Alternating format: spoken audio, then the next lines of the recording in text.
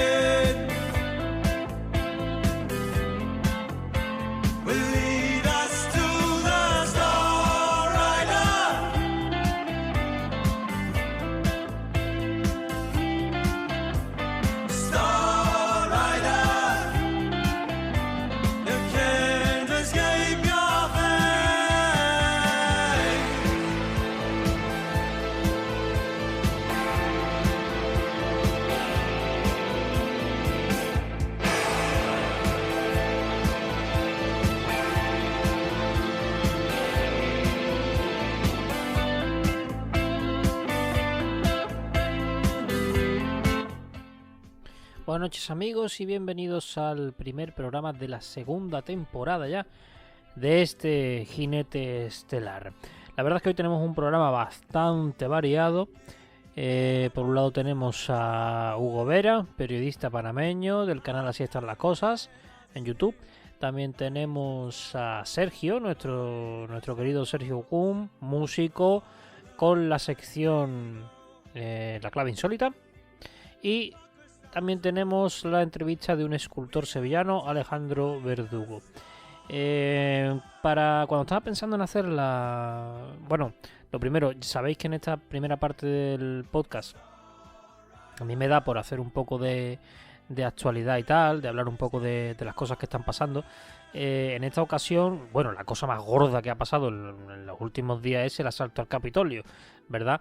Ese asalto al Capitolio que en un programa normal yo hablaría aquí, le dedicaría algunos minutos. Vamos a trasladarlo a la sección, a nuestra primera sección con Hugo.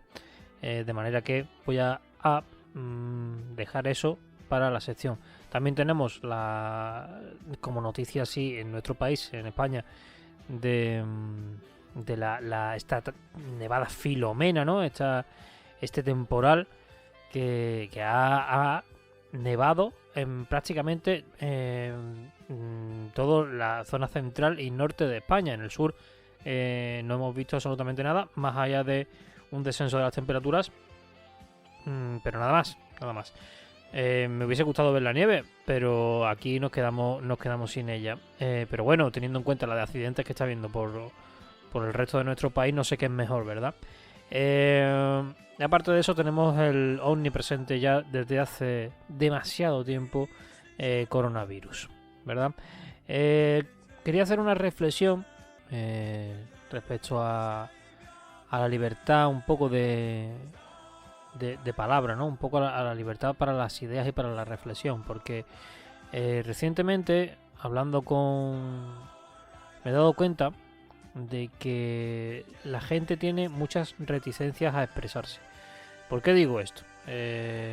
No es por gusto, es porque últimamente, cada vez que hablo con gente a la hora de querer participar en el podcast o de tener algún tipo de sección o cualquier cosita de estas, siempre veo reticencias, ¿no? Y aquí en el Jinete Estelar, sinceramente, independientemente de la ideología que tengamos cada uno y tal, de las ideas que manifestemos de vez en cuando y tal, el espacio es libre para todo el mundo, esa es la realidad, ¿vale? Al final nosotros somos un podcast cultural, ¿de acuerdo? Y solemos tener a gente de todo el espectro ideológico, ¿no? De las ideas. Esa es la realidad. Aquí en el podcast participa gente de ideas de izquierda moderada, digámoslo así, ¿no? Incluso lo que se considera dentro de la izquierda más tradicional, ¿verdad? Lo que sería el posmodernismo, ¿no? Lo que comenta se comenta mucho últimamente, ¿verdad? Incluso gente que tiene ese pensamiento, ¿verdad? Que es incluso hegemónico, ¿no? Dentro de la izquierda hoy en día, de lo que se consideraría izquierda en los países occidentales, ¿no? Habitualmente. También tenemos pensamiento conservador, de derechas, vamos, eso es así. Incluso, y luego tenemos gente que colabora en el podcast, anarquista. Pero últimamente me he encontrado con que todos ellos, sin excepción, cuando quieren a lo mejor expresarse que respecto a sus ideas o en algunos de los temas que tratamos, es como que se cohíben mucho, como que les da mucho reparo, ¿no? Hoy tenemos, por ejemplo, la sección de Hugo Vera, el periodista panameño, que es bastante... no le importan este tipo de cuestiones. Lo que piensen, lo que digan respecto a sus ideales y sus ideas, ¿no? Es muy políticamente incorrecto. Y él pues no se cohíbe y lo dice, ¿no? Pero aún así, incluso él, que es una persona que en su podcast, o sea, en su canal de YouTube, perdona, se muestra abiertamente, ¿no? Incluso él me decía, oye, no sé si esto está bien que lo diga, tal, porque, no sé, es un poco polémico, tal. Y es lógico que lo piense, ¿no? Porque vivimos en una sociedad que rápidamente nos echa la soga al cuello por cualquier cosa que digamos, ¿no? Pero también me ha pasado no solamente con Hugo, que habitualmente trata en estas lides, sino que, por ejemplo, vamos, no... Algunos de nuestros colaboradores, no voy a decir nombres porque no viene al caso, pero también con ideas más conservadoras de derecha me ha dicho lo mismo. Oye, no estoy seguro de esto, que a lo mejor me van a decir y tal. O gente de la izquierda moderada, ¿no? Digámoslo así. Es decir, todo el mundo tiene una preocupación constante por lo que piensen y por el que dirán, ¿no? De sus ideas, ¿no? Existe como una censura implícita en la sociedad y una censura latente, ¿verdad? Una censura que dormita detrás de nuestras cabezas y que está permanentemente, independientemente de que tú consideres que la censura sea digamos justificada o no, pero está continuamente detrás una pequeña vocecita diciéndote esto que tú piensas no es lo correcto o no es lo que la sociedad más bien, ¿no? Consideraría correcto en su conjunto y por lo tanto no lo digas, ¿no? Aquí tenemos a Hugo, que es un ejemplo de que él se expresa con total libertad y el espacio así lo permite, ¿no? Nosotros no vamos a censurar a nadie, igual que si lo dice Hugo, lo dice nuestros compañeros con un pensamiento más conservador, independientemente de mi posición respecto a sus ideas, ¿no? Pero era simplemente hacer una pequeña reflexión respecto a la limitación de espacios para las ideas, ¿no? Y cómo esto es totalmente contraproducente, porque lo único que conseguimos con limitar las ideas que se expresan en espacios públicos es probablemente limitar también el pensamiento crítico, que es una herramienta fundamental precisamente para lidiar con ciertas ideas también contraproducentes que nos intenten inocular desde el sistema, ¿no? Por lo tanto, creo que es importante mantener espacios de libertad no controlada para que se desarrollen ese pensamiento crítico, porque para conseguir desarrollar el pensamiento crítico tiene que ser en contraposición con otros ideales contrarios a los tuyos normalmente, ¿no? Para poder así ir construyendo una lógica propia que te permita discernir las ideas con mayor claridad, ¿verdad?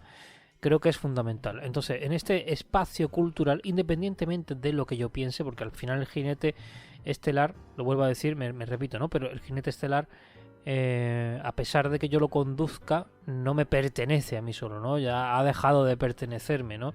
Es un espacio para las ideas de aquellos que se quieren acercar y charlar un rato, ¿no? Y hablar de música, y hablar de cine, y hablar de política, y hablar de cualquier inquietud que tengan, ¿no? En ese momento nuestros invitados o colaboradores, ¿no? Por lo tanto, quería dejar claro esa idea de que esa reflexión, ¿verdad? Esa idea de que es importante que no limitemos los espacios de la misma manera que es importante que no limitemos nuestros pensamientos, ¿verdad? Nuestra capacidad de reflexión. Es fundamental. Quería recuperar una práctica que hacíamos al principio del podcast y que ha quedado en desuso por completo, la verdad, que era la de, no sé si recordáis, evidentemente los que sois seguidores habituales sí, ¿no? La de pinchar en la página aleatoria de Wikipedia. No sé si recordáis que en las primeras ediciones lo hacíamos y luego ya eso como que lo hemos ido abandonando porque claro, el tiempo no nos daba para más, pero como esta reflexión ha sido cortita, porque digamos que la actualidad la vamos a traspasar a la primera sección con nuestro invitado, sí que voy a pinchar en la página aleatoria para ver con qué nos sorprende Wikipedia. Así que si me lo permitís, le doy y directamente lo leemos. Bien, Pablo Minguet.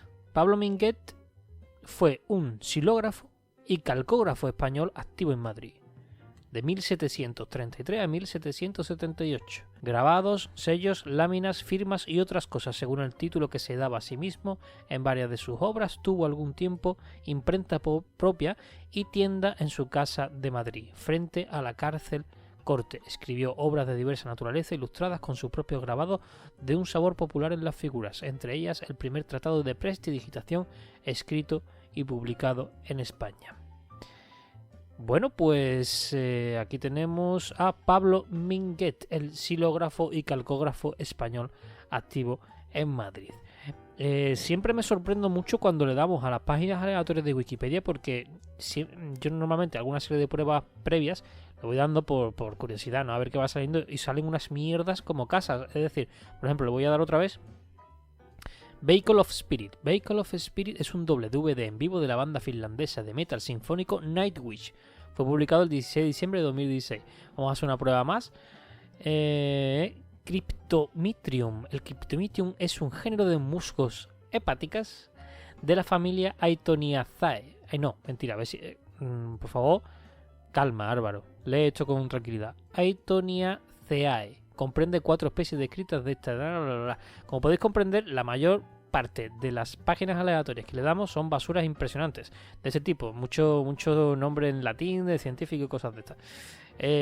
Lo que ocurre es que tenemos sorprendentemente suerte porque cuando estamos grabando podcast y le doy suelen salir cosas más o menos interesantes. Os puedo asegurar que esto es totalmente real, que no busco la página interesante, lo juro, tal cual.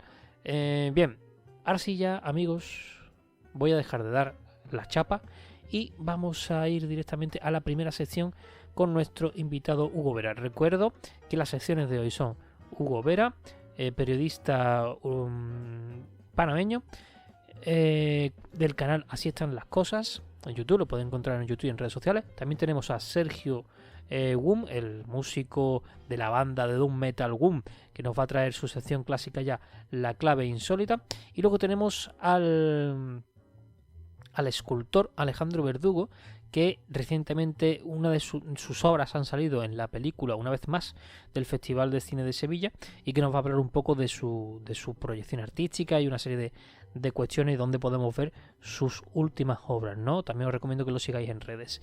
Así que sin más dilación, amigos, vamos a empezar este primer programa de la segunda temporada.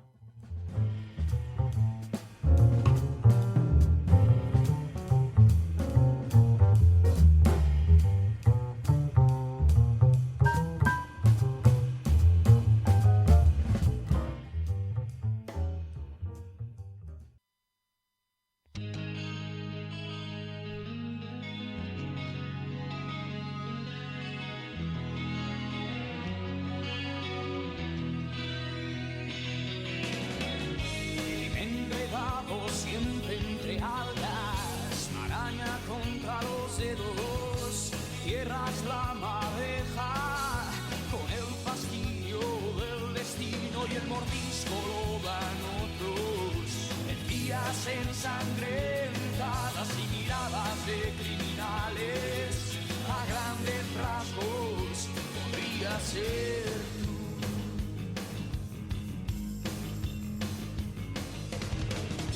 Echar el ancla a babor y de extremo la argolla y del otro tu corazón.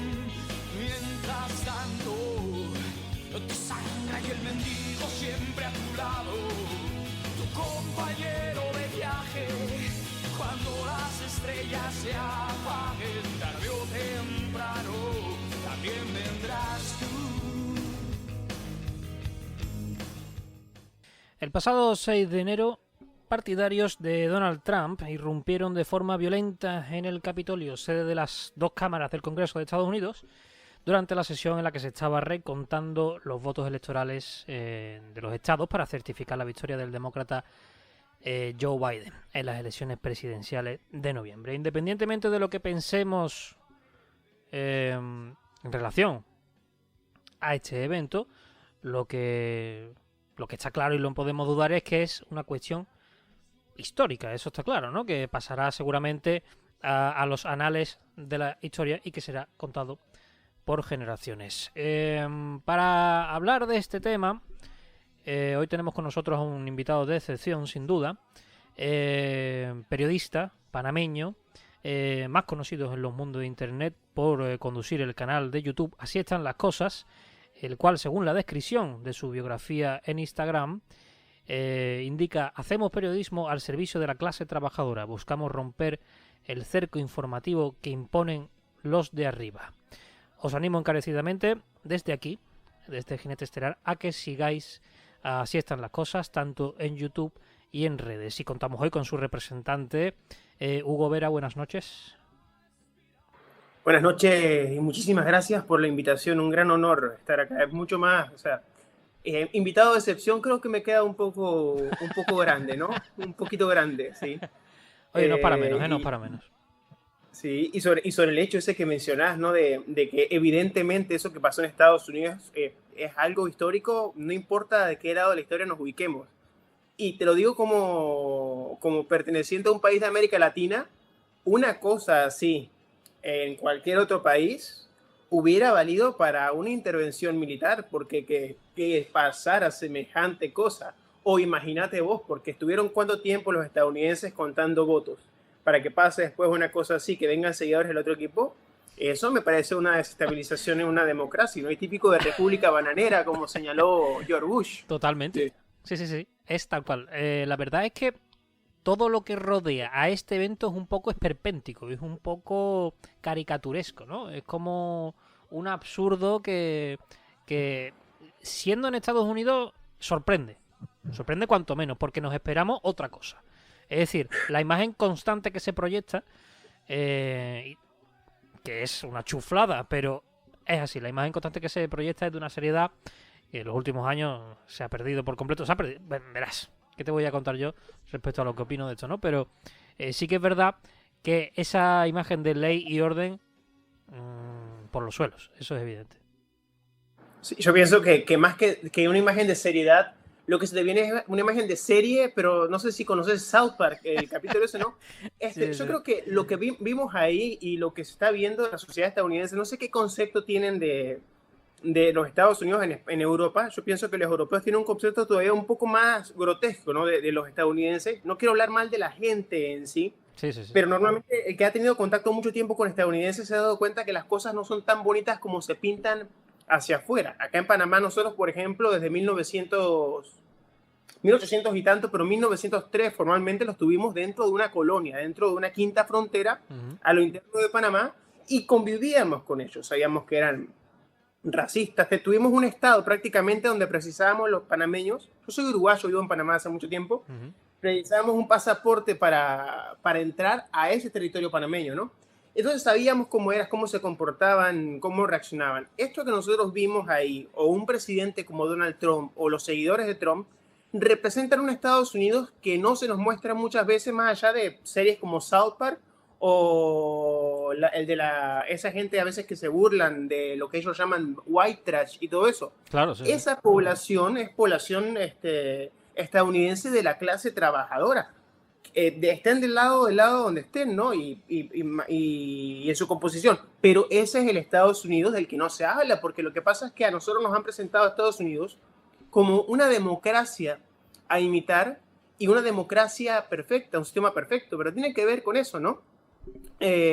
Con las cosas, cómo te las muestran y al final cuando vas a ver en la práctica las cosas, cómo son. Tienes una democracia, por ejemplo, donde un conteo para una elección presidencial demoró ¿cuánto tiempo? Tienes una democracia donde la vez que ganó Trump en el 2016, ganó por menos votos de lo que es, o sea, acá en América Latina normalmente una elección, ¿no? De estas de la democracia que nos gusta a nosotros, Sí.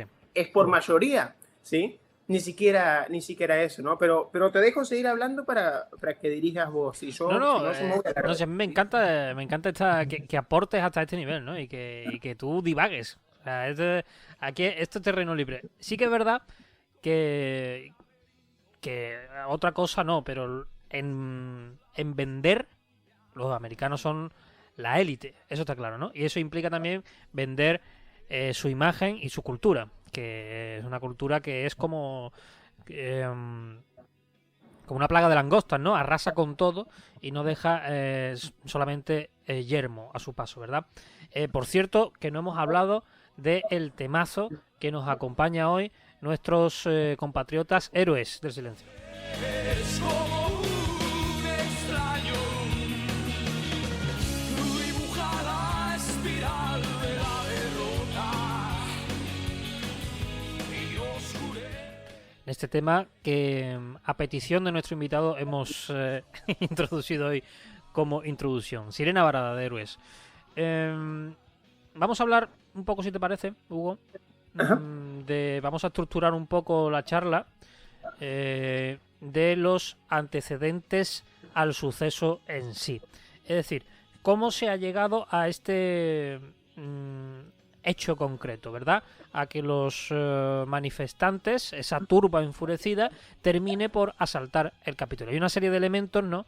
Que se confluyen en este punto concreto del día 6 de enero.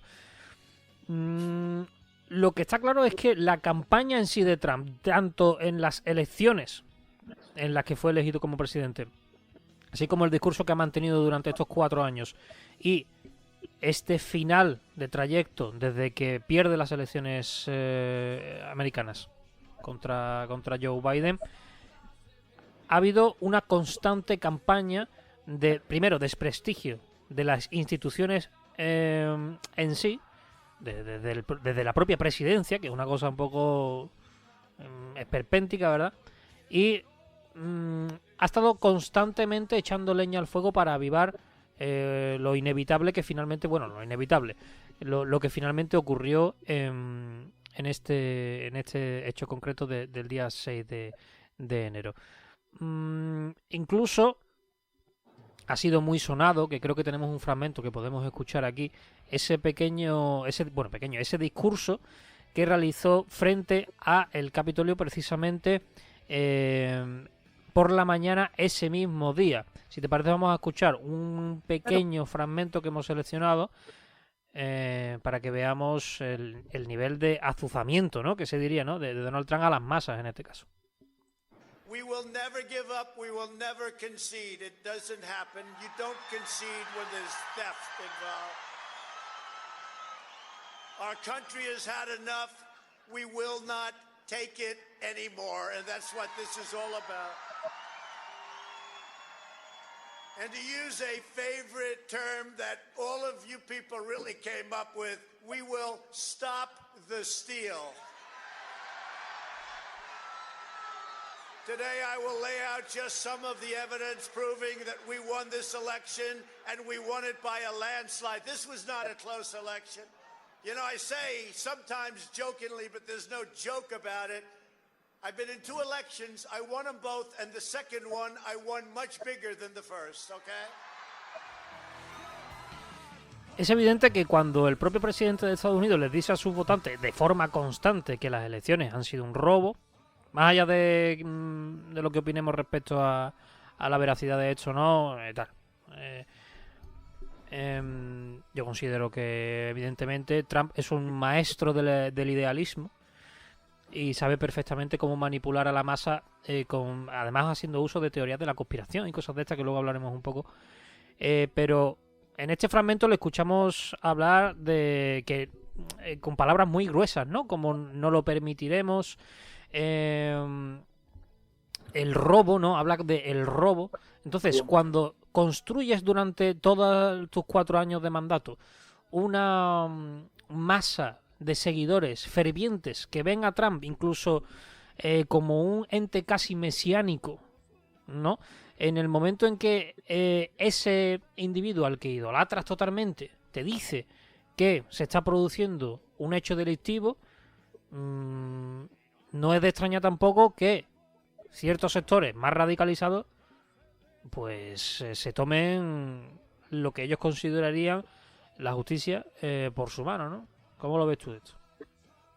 Yo pienso, la gente piensa que esto comenzó con el resultado de las elecciones, de las últimas elecciones en Estados Unidos que sacaron a Trump de la presidencia. Sin embargo, yo pienso que esto viene dándose hace muchísimo tiempo, incluso más atrás que la victoria de Trump en las elecciones de 2016. Te explico por qué, ¿no?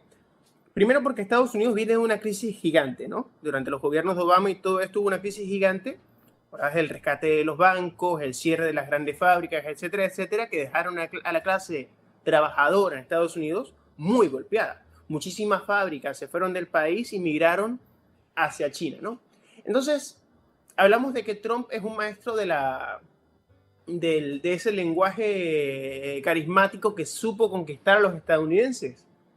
Posiblemente sea cierto, ¿no? Tenía un jefe de campaña que se llamaba Jeff Bannon, que después fue jefe de campaña de algunos presidentes como Bolsonaro en América Latina, Sí. que manejaron básicamente la misma estrategia, ¿no? ¿Me ibas a decir algo? No, continúa. No. Que era, primero que todo, llenar ese hueco en el discurso de hablar de las cosas que la gente quería escuchar.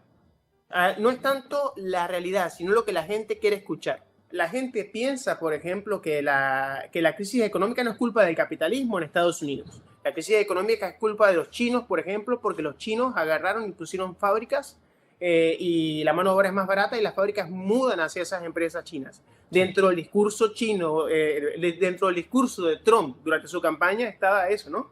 Que se iban a imponer medidas fuertes a China, que se iba a acabar con eso, que América iba a ser grande otra vez porque había sido pisoteada. Y eso es lo que se quería escuchar. Lo que se escucha en el sur de los Estados Unidos, por ejemplo, en los estados donde Trump es más fuerte, donde los republicanos son más fuertes, son ese discurso de que extrañan el Estados Unidos fuerte de antes. Y eso a pesar de que Estados Unidos durante la época de Trump no estuvo ni cerca de intervenir tantas naciones como durante la época de los buenos, de los demócratas, cuando hubo mayor expansión guerrista, ¿no?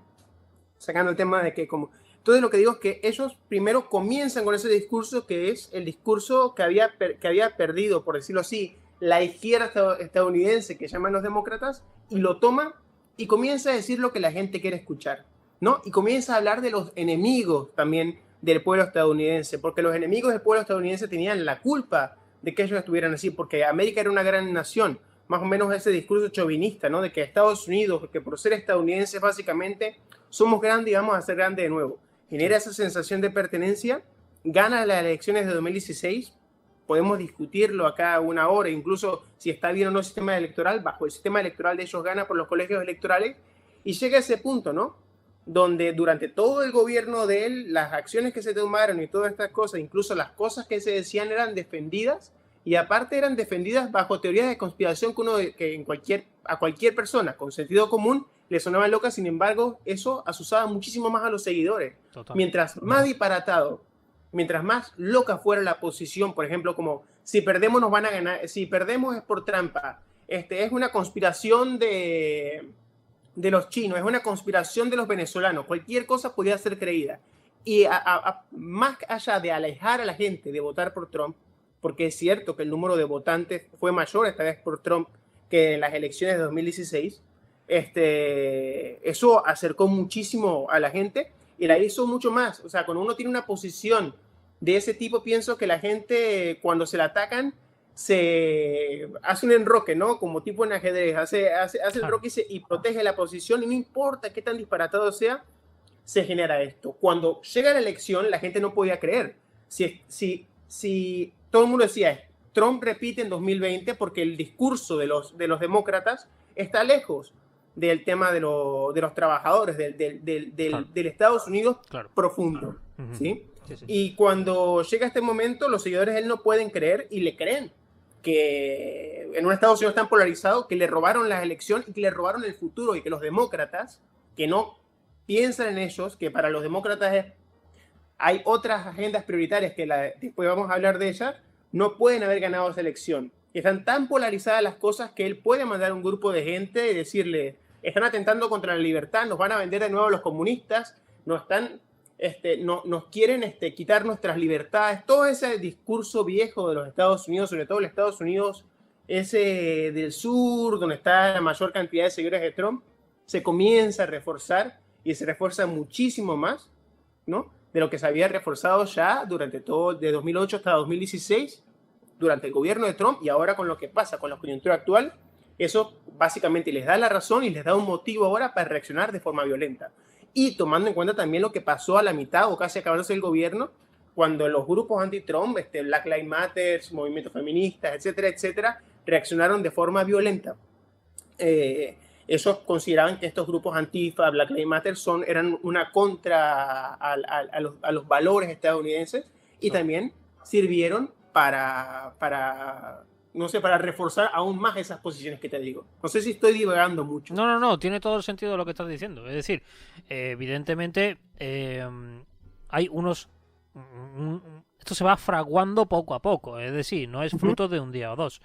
Y lo que dices hila muy bien con esa concepción que tenemos en Europa, en parte de Europa, cada vez menos, pero de cuando salió Trump elegido, que nosotros lo conocíamos por la telerrealidad y cuatro películas en los 90, referencias populares, quiero decir. Nos chocaba mucho cómo es posible. La pregunta era siempre cómo es posible que un tipo como este haya ganado la presidencia de Estados Unidos, ¿no? Y era como inconcebible, ¿verdad? Eso de este tipo que claramente es un cazurro, ¿no? Esa era como la percepción simplista de ver esto, ¿no? ¿Cómo es posible que haya llegado a la presidencia? Y claro, tú lo explicabas bastante bien, ¿no? Cuando el estadounidense, la política estadounidense, que bajo mi punto de vista es infame, ¿no? Pero bueno, más allá de eso, se ve totalmente separada de la clase trabajadora, es decir, ajena totalmente a esta. Los obreros, los votantes, ¿no? En su mayoría ven a la clase política como un ente totalmente paralelo a ella. No tiene absolutamente nada que ver. Y a esa cohorte pertenecen tanto los republicanos como los demócratas. En esto que llega un personaje hecho a sí mismo, según él, ¿no?, que es Donald Trump, que le habla de tú a esa clase obrera que se siente abandonada por completo, ¿verdad? Que no pertenece en origen a esta clase política, ¿no? A este conjunto de seres endogámicos, ¿no?, que solamente se juntan entre ellos.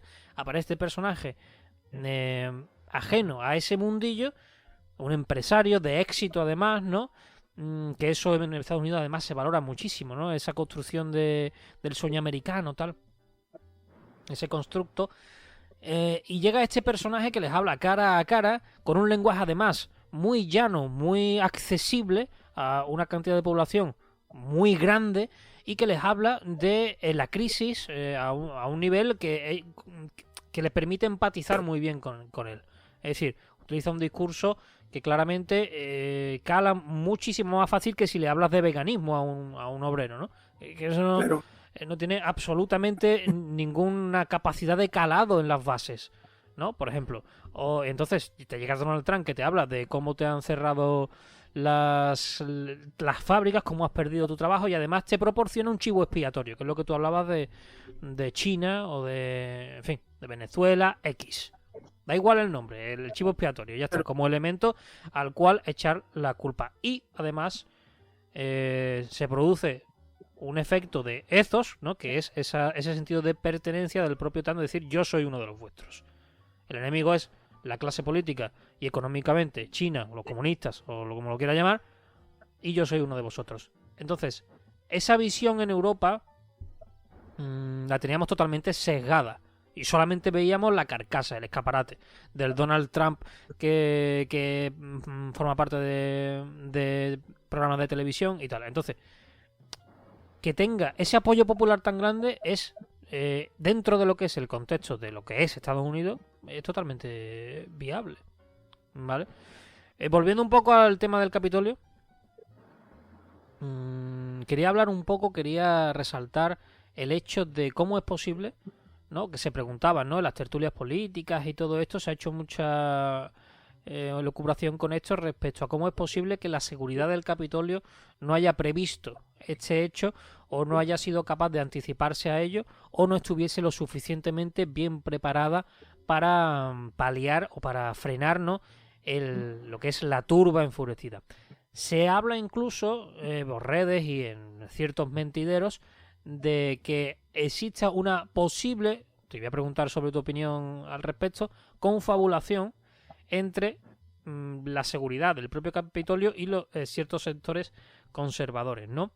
Yo creo que puede haber, te digo mi opinión, ¿no? Yo creo que puede haber cierta complicidad, pero hasta un cierto punto. O sea, no creo, porque dentro del Capitolio había miembros del Partido Republicano, es decir, que evidentemente si se producía algún incidente de mayor importancia, más allá de los 5 muertos que hubo, ¿no? Dentro del Capitolio y tal, pero si hubiese habido linchamientos o movidas de este tipo, evidentemente los miembros del Partido Republicano también hubiesen sido víctimas de ello. Por lo tanto, no creo que exista una conspiración como se está diciendo en ciertas redes y tal. Lo dudo por completo, pero que haya habido una relajación por tener cierta afinidad ideológica con los manifestantes, puede ser, pero de ahí a pues eso, una conspiración ya tal desde cúpulas políticas, sinceramente lo dudo. Quería preguntarte sobre tu opinión al respecto. Tiene que ver con la polarización, creo que tenés razón ahí, ¿no? Primero que todo, yo de teorías conspiranoicas en ese sentido, por ejemplo, de que los policías dejaron entrar porque algunos sectores de la ultraderecha, no. Pienso que fue más lo segundo, lo que vos decís. Y te explico por qué lo pienso, ¿no? En estas últimas protestas del Black Lives Matter, por ejemplo, siempre este movimiento contra policía, se me olvida el nombre, ACAP, Sí. los ACAP, que son un movimiento contra policía, ha estado del lado de la izquierda estadounidense. Black Lives Matter habla de vamos a desfondar la policía. La izquierda estadounidense, ¿verdad, Hugo? La izquierda entre comillas, ¿no? Sí. La izquierda estadounidense. Es que ahora, después eso quiero profundizarlo un poco. Sí. Pero pienso que muchísimos policías se sienten identificados con ese lado de Trump porque normalmente ese otro lado los incluía a ellos, ¿no? Mientras la contraparte decía, vamos a quitarle fondos a la policía porque son el enemigo, la otra decía, no, los policías tienen que tener refuerzos para poder combatir el crimen y también dentro de la policía, y eso no se puede negar en un país como los Estados Unidos, que es heredera del racismo y de las leyes a principios del siglo XX, de las leyes Jim Crow en los estados del sur. Correcto. Que eso es algo muy, muy, muy reciente. Hay elementos en la policía, por ejemplo, en los años 80 en Los Ángeles, había un grupo neonazi dentro de la policía que se llamaba los vikingos, y estos son hechos, ¿no? Y dentro de la policía estadounidense hay elementos racistas, porque culturalmente, y esto no se puede negar porque forma parte de la cultura estadounidense, todavía la herencia de la cultura, sobre todo en los estados del sur, es de que los negros, por ser negros, tienen, o sea, no todos los negros, ¿no? Simplemente sobre todo los que pertenecen a la clase trabajadora, son menos seres humanos, por decirlo así. Entonces, cuando entraron estos manifestantes, claro que se sintieron identificados y que hay imágenes, porque eso es cierto, le abren la puerta, por ejemplo, para que pasen. Hay un momento que los dejan pasar y un momento que están los policías haciéndose selfies con los manifestantes, ¿sí? Pero en un momento también, cuando tratan de pasarse la seguridad, le disparan de adentro a una de las manifestantes también. Claro, lo que digo que ciertos elementos de la policía, por toda esta polarización que crea un discurso de ellos contra nosotros, los policías también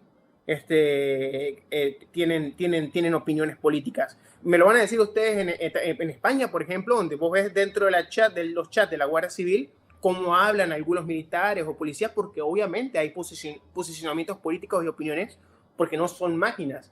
Y tienen visiones, y esas visiones y esas percepciones se alimentan de acuerdo al discurso que se maneja. El discurso de la contraria a Trump era contra la policía, contra la autoridad y contra ellos. Obviamente se van a vincular al otro lado, pero pasa por una cuestión discursiva, ¿sí? Total. En algunos cala más que otros, ¿sí o no? Claro, claro. Sí, de hecho, el mismo Trump hablaba hace bien poco, en uno de sus últimos discursos, discursos recientes: yo soy vuestro presidente de la ley y el orden. Eso evidentemente crea una vinculación con la fuerza de seguridad que es evidente, ¿no? Te quería preguntar también, ahora que tú has sacado el tema de la polarización, que llevamos hablando de él un ratejo, porque es inevitable hablar de polarización en Estados Unidos y cada vez más en todo el mundo, se está intensificando mucho esto. Quizás estas últimas elecciones de Estados Unidos han sido en las que más relevancia ha tenido las redes sociales. Quizás porque Trump sea un presidente muy aficionado a ellas. Ya Barack Obama hacía sus pinitos en Facebook. Trump es una máquina brutal de tweets, o sea, usa Twitter como si no hubiera un mañana. ¿Cómo crees que las redes sociales y ese efecto, ¿no?, que llaman de la madriguera de conejo, ¿no?, el hecho de que, claro, nosotros en el podcast, los oyentes quizás lo recuerden, hemos hablado ya alguna vez de esto, de cómo las redes sociales, por su propio funcionamiento, te van mostrando continuamente contenido relacionado con lo que tú vas buscando. Y entonces se produce el efecto de que llega un momento en que tan solo recibes información de un espectro político, constantemente. Y claro, eso te nubla a adquirir ciertas visiones que hagan un contraste con lo que tú ya tienes. Lo que hacen constantemente es reafirmarte tus posiciones sin obtener información de lo que consideraríamos el contrario político, que más allá de que estés de acuerdo o no, siempre conviene pues tener enfrente la otra visión para poder contrastarla, para poder pues, aunque sea contradecirla, pero por lo menos disponer de ella, ¿no? Ese efecto de madriguera de conejo que impide tener esa visión, por ejemplo, una persona que nunca puede acceder a tu canal, así están las cosas, ¿no?, el canal de YouTube, porque YouTube jamás se lo recomendará, al ser una persona que YouTube, con esos algoritmos que tiene, ha identificado que es conservadora, y entonces jamás le muestra un vídeo de el adversario político. ¿Cómo crees que esta polarización, o que las redes sociales han tenido un efecto directo en esta polarización? Yo creo que es más que evidente, pero ¿crees que ha influido en grande para que todo eso confluya en el asalto al Capitolio? Recuerdo incluso un reciente documental de Netflix que se titulaba El dilema de las redes sociales, que hablaba de esta polarización y que incluso pronosticaba que quizás hubiese este tipo de revueltas, ¿no?, políticas. O sea, que es muy interesante, ¿no?, el hecho de que esté muy en boga ahora el tema este de la polarización a través de las redes y ocurran sucesos como este. El otro día yo conversaba, no sé si puedo mencionarlo, con Johnny Yescas, que lo deben conocer allá en España. Sí, claro. Que habla casualmente de este tema de las redes sociales y el tema de la educación, ¿no? Y cómo han... Sí, aquí justo detrás mía, no se puede ver porque estamos en podcast, pero ahí tenemos algún que otro libro de John. O sea que... Sí, le estaba poniendo atención a tu colección. Creo que tenés el Señor de los Anillos. Estaba viendo tus libros. Sí. ¿No? Hay de todo un poco, ¿no? Hay un poquito de todo. Pero no me dejes irme por las ramas. No me dejes irme por las ramas, porque si agarro un tema ahí y me voy hasta hablar de los PlayStation 4. Nada, no te preocupes. Nos dirigimos la polarización. Johnny Yescas. Sí, no. Mira, estaba hablando con Johnny Yescas y él me dice, ¿no? Hugo, cuando la televisión llega y se impone en casi todos los hogares obreros, ¿no? ¿Cuántas revoluciones ocurrieron o cuántas revoluciones obreras ocurrieron desde ese momento que se impone la televisión, ¿no? ¿Por qué? Ahora voy a retomar la primera pregunta y después vuelvo a la Fantástico. cosa, para no irme por las ramas. Las redes sociales o la internet se inventa o se concibe como un medio de comunicación, pero ha devenido con el tema de la red social en una extensión de la realidad, sino la realidad en sí. Porque en un estudio, por ejemplo, que hicieron en España, hablaban de que los muchachos, por ejemplo, que son los que más están metidos en el tema tecnológico, y la gente pasa 9 horas pegados a pantallas y que consumen el mundo a través de ella. Por tanto, la percepción del mundo o el mundo en sí viene a través de las pantallas. O sea, ¿dónde está ahora mismo la realidad? ¿Dónde se puede ver afectada la realidad de la gente? Sobre todo en la época que estamos viviendo, pues estamos en una época de aislamiento donde nosotros estamos, vos en España y yo acá en Panamá, que estamos haciendo un programa y estamos haciéndolo mediante computador, estamos aislados pero conectados por redes. Muchas veces las redes definen la realidad, ¿no? O sea, y Claro. estoy diciendo una cosa, mira que sueno idealista, pero están tratando de imponerse sobre la realidad. Entonces, ¿qué pasa? Las discusiones o las realidades, si esa realidad se ve afectada y, por ejemplo, dicen, los comunistas quieren atacarnos y quitarnos nuestras libertades, y eso sale en las redes, y yo puedo fortalecer esa posición. Si me toca en ese mundo, todo lo que pasa en ese mundo, donde yo paso conectado y a través de donde lo veo, es real. Si a mí me dicen, por ejemplo, la izquierda, los comunistas quieren acabar con el modelo de la familia que conocemos como hombre, como mujer y atacarlo, nosotros lo vamos a querer. Y no solamente pasó con Trump y no jugó un rol definitivo solamente en Estados Unidos. Y te quiero decir que el caso se dio, por ejemplo, en la Argentina, se dio, por ejemplo, en Brasil con la campaña de Trump, y se atacó casualmente a temas que se utilizaron en redes como WhatsApp, Facebook, Twitter, YouTube, para mostrar a las personas las cosas que le preocupaban. Muchísima gente estaba preocupada por el tema del matrimonio homosexual, del aborto y todo eso. Una sociedad tan conservadora como nosotros, que tenemos esa herencia conservadora católica, esos temas importaban y ayudaron a fortalecer posiciones porque la gente está consumiendo el mundo y mirando el mundo mediante las pantallas. Las pantallas captan mucho más la realidad, o un aparato capta la realidad y nosotros percibimos la realidad a través de ello. Y es mucho más controlable esa realidad, ¿sí? Nosotros antes, por ejemplo, vivíamos en un pueblo y las noticias llevaban por un periódico y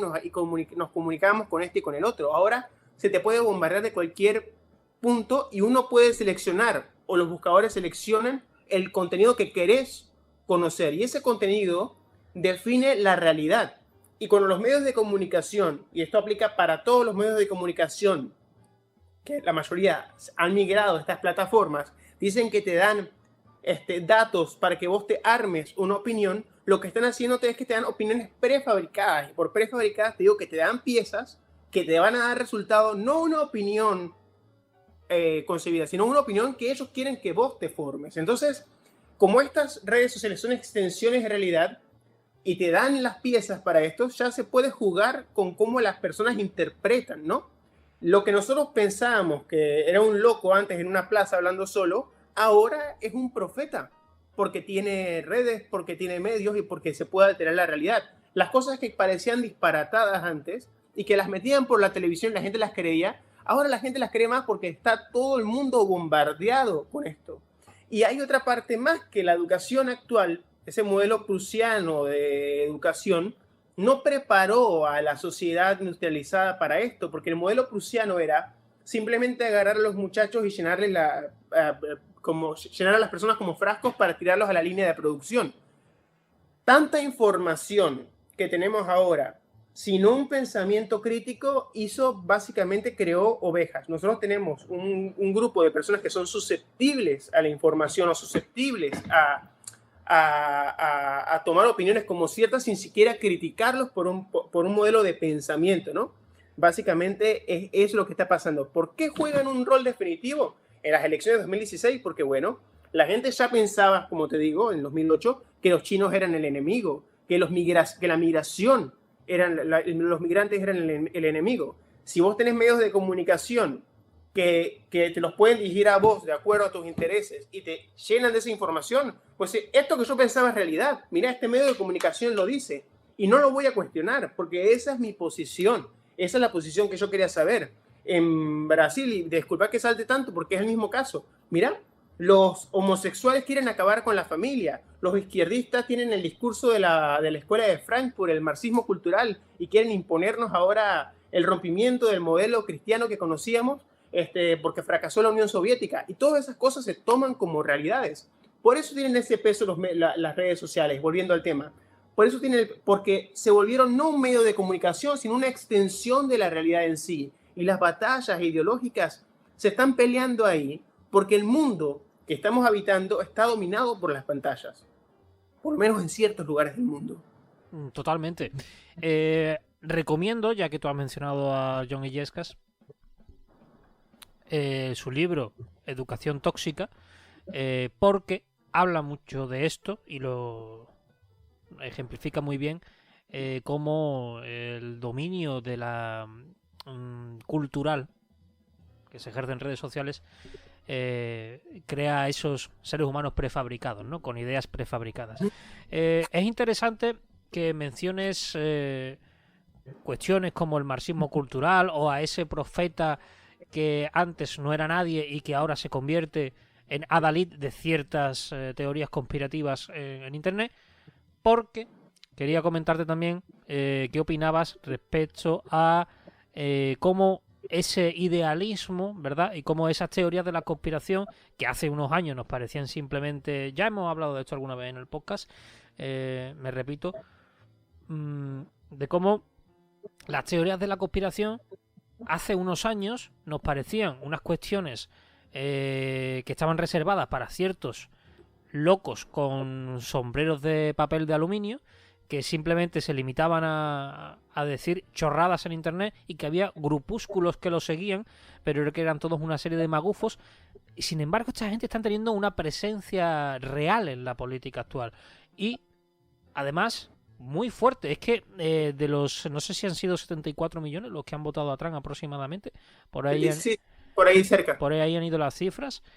Hay millones de esos votantes que siguen esta teoría de la conspiración que se ha hecho tan popular en los últimos días, el QAnon de Marra, el cual afirma cosas tan esperpénticas, según he podido leer, como que existe una camarilla de políticos demócratas en este caso que están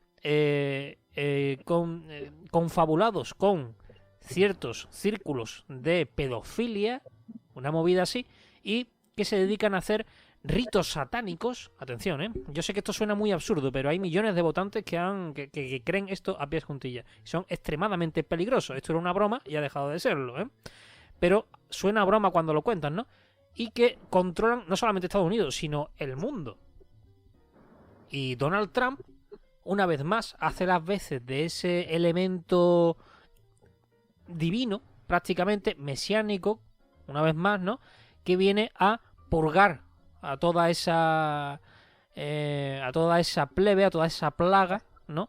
Y a salvar América. Y a salvar el mundo, en definitiva, porque para ellos América es el mundo, ¿verdad?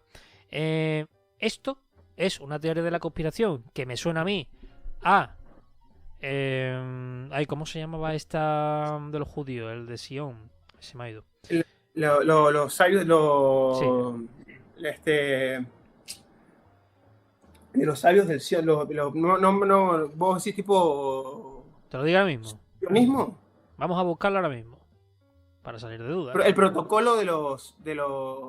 ¿Cómo se llama? ¿Cómo era? Maldita sea.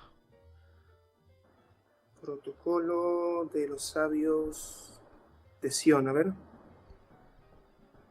El protocolo de los sabios de Sion. Protocolo de los sabios de Sion. Correcto, Hugo. Salvas la vida. Bien. Me suena a un poco a eso. Porque recordemos que en los protocolos de los sabios de Sion, ahora sí, que podemos retomar, era una movida... Bueno, recordemos que este protocolo es unos textos de principios del 20, si no me equivoco, del siglo XX, que hablaban de una conspiración judeo-masónica en la sombra, tal. Pues me suena un poco a eso, mezclado con esta teoría de la conspiración que hubo a principios de 2016 también, del Pizzagate, que era como una especie de... Una cosa parecida, de los pedófilos con los demócratas, una red de pedofilia dirigida desde las sombras por el Partido Demócrata. Es decir, es una mezcla de todo esto, un batiburrillo absurdo que se nutre de constantes publicaciones en redes, de hashtag, de retweets y de movidas que crean una especie de secta y que influye de una manera contundente tanto en las elecciones como en el electorado de Trump. O sea, hemos pasado de reírnos de todo esto a verlo con preocupación, porque quizás el idealismo siempre ha tenido presencia en la política, eso es evidente, pero a este nivel y con estas connotaciones es preocupante, ¿no, Hugo? ¿Cómo lo ves?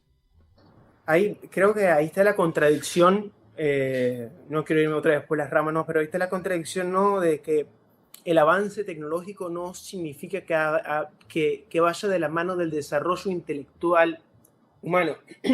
Nos parece increíble, ¿no? Porque cuando vos hablas de que la Tierra es plana, sobre todo en Europa cuando se hablaba de que la Tierra es plana, uno decía, no, eso en la Edad Media se había superado, y yo creo que la teoría geocéntrica, el tema de la Tierra plana, lo puedes hablar, tenés que irte en una máquina del tiempo, hablarlo con los vikingos, porque ya estamos en la época donde tenemos pantallas táctiles en su mayoría, en los lugares donde llegan, por ejemplo, y donde la información ya llega y deberíamos haber superado esto.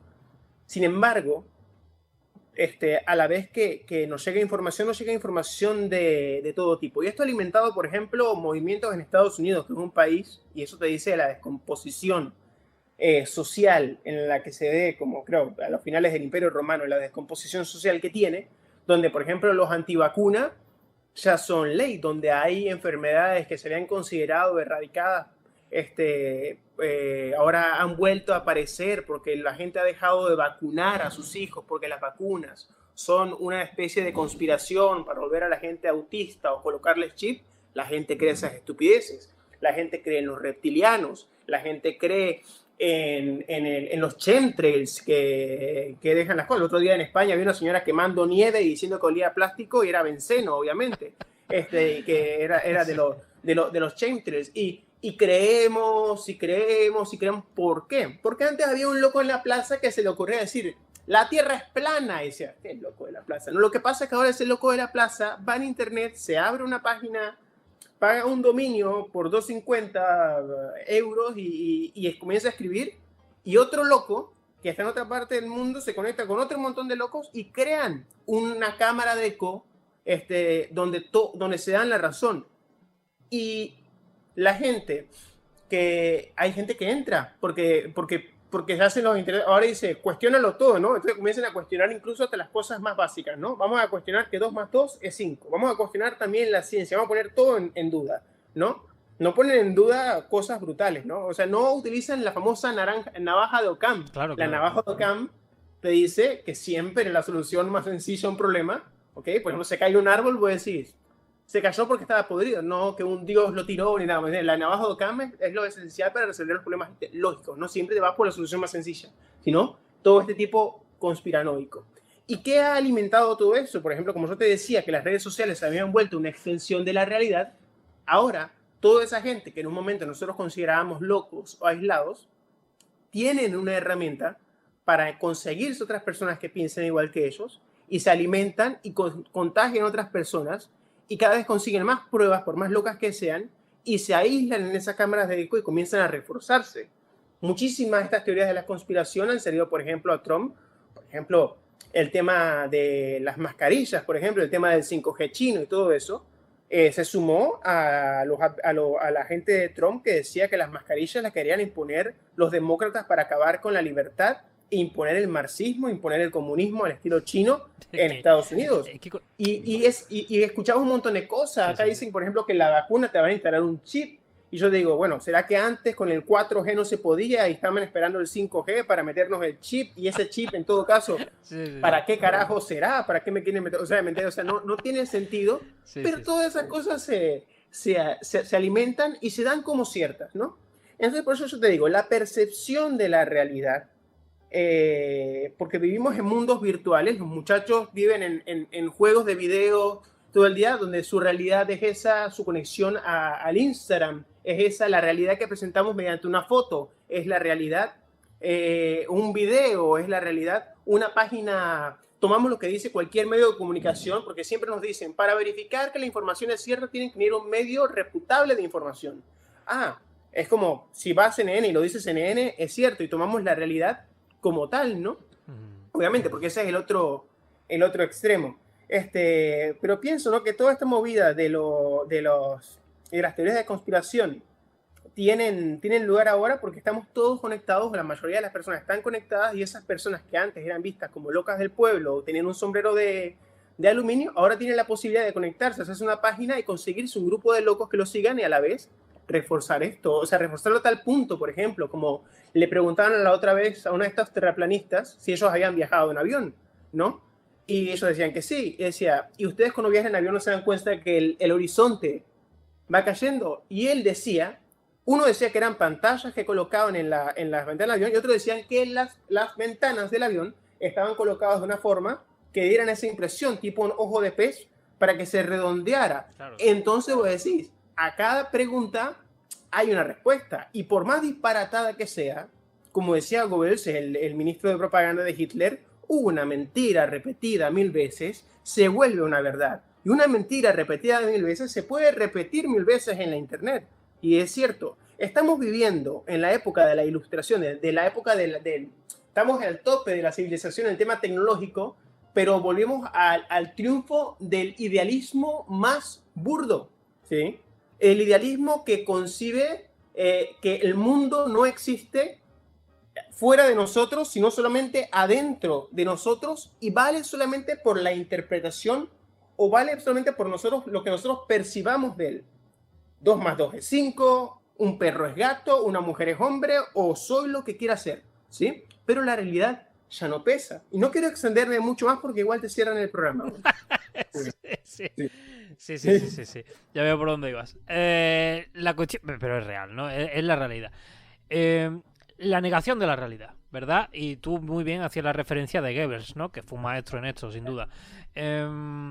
Cómo el idealismo, entendiendo idealismo, por supuesto, de una forma filosófica, cómo se penetra en la política, en este caso, en una época en la que creíamos todo esto superado hasta cierto punto, ¿no? Siempre, evidentemente, hay niveles de idealismo, eso es evidente, pero la negación constante de la ciencia, del materialismo en sí, ¿no? Y de la ciencia, desde esferas de influencia brutal, genera evidentemente unos efectos devastadores intelectualmente. Se ha producido hasta el punto de ver en Estados Unidos, ¿no? Por ejemplo, a este personaje que ha dado la vuelta al mundo, ¿verdad? A este, ¿cómo se llama el tipo? Jeff Bannon. No, Steve Bannon no. El Jack Angeli, este personaje vestido de bisonte que accede al Capitolio y se pone ahí en el estrado y que ha dado... ¿verdad? Ha dado la vuelta al mundo este tipo. Quizás sea la foto que ilustre mejor que ninguna cómo el idealismo ha penetrado en la política en el mundo, ¿verdad? No solamente en Estados Unidos con gran fuerza, eso es evidente, pero no están exentos ningún país del mundo. Ahí tenemos, por ejemplo, el ejemplo de Brasil, que tú muy bien lo comentabas antes, ¿verdad?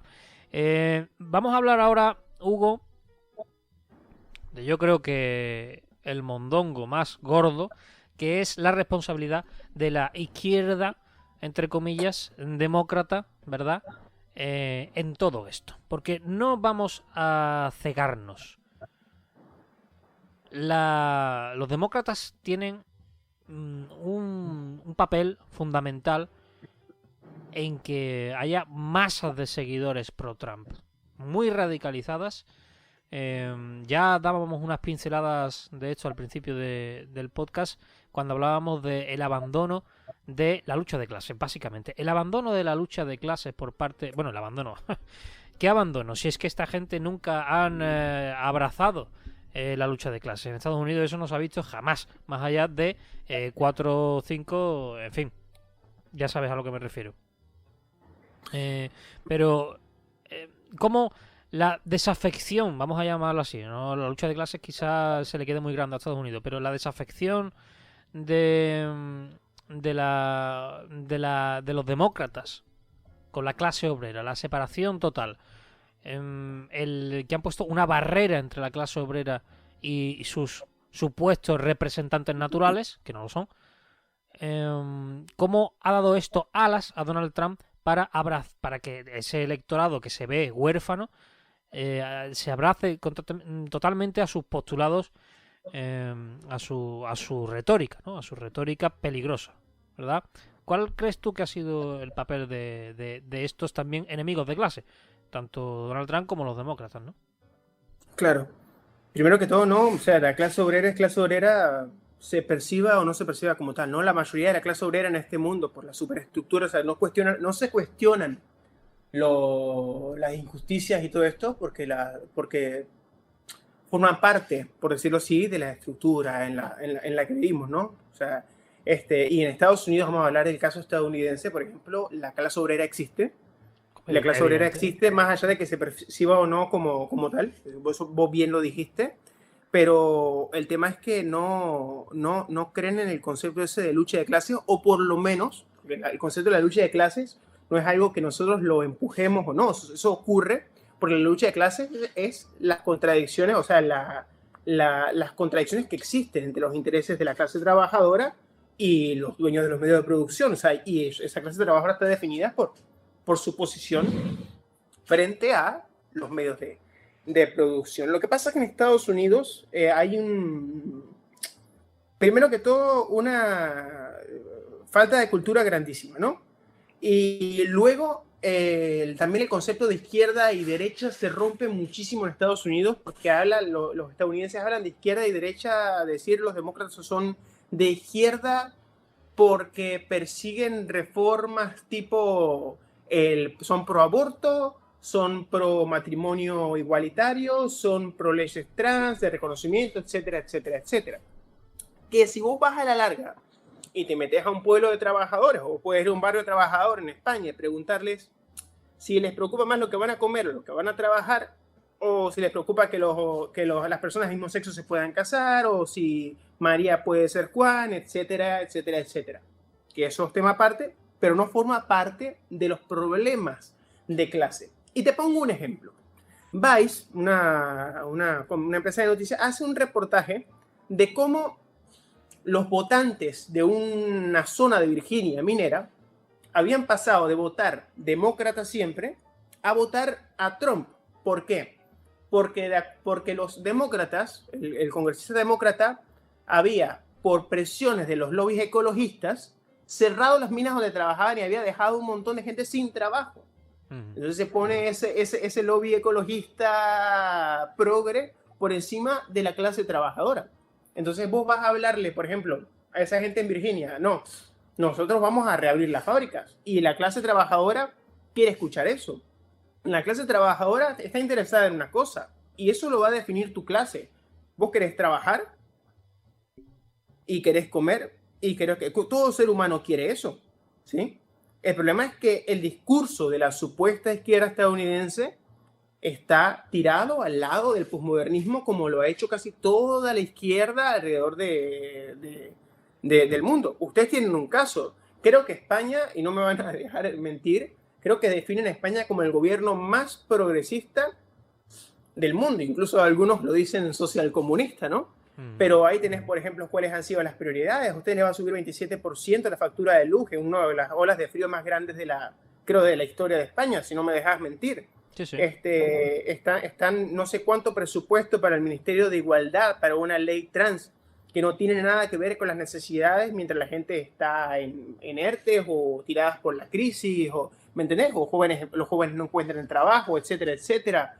O hay muchachos de España que me hablan y dicen que yo trabajo no sé cuántas horas por tanta miseria, y que esos no son los problemas. Entonces la izquierda, por ejemplo, lo que se considera izquierda dentro del sistema, que es la izquierda del sistema, tiene ese discurso putrefacto que se ha tomado sindicatos, que se ha tomado partidos, que se ha tomado movimientos sociales cuya agenda está más centrada en temas posmodernos que en la clase trabajadora en sí.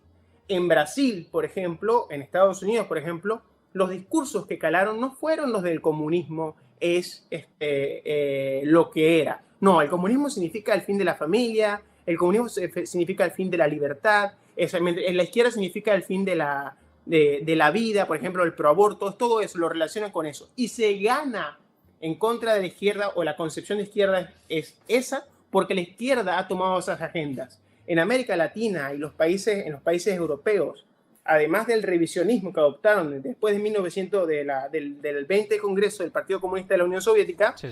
del eurocomunismo, que se volvieron estos parlamentarios habladores nada más y que no se identifica con la clase trabajadora, adoptaron el posmodernismo ese que sacaron del mayo francés, disculpa el lenguaje que voy a utilizar, pero eso es basura ideológica, ¿no? Evidente, y los postulados de la escuela de Frankfurt, que son destructores del marxismo porque alejan a la izquierda como tal de la clase trabajadora.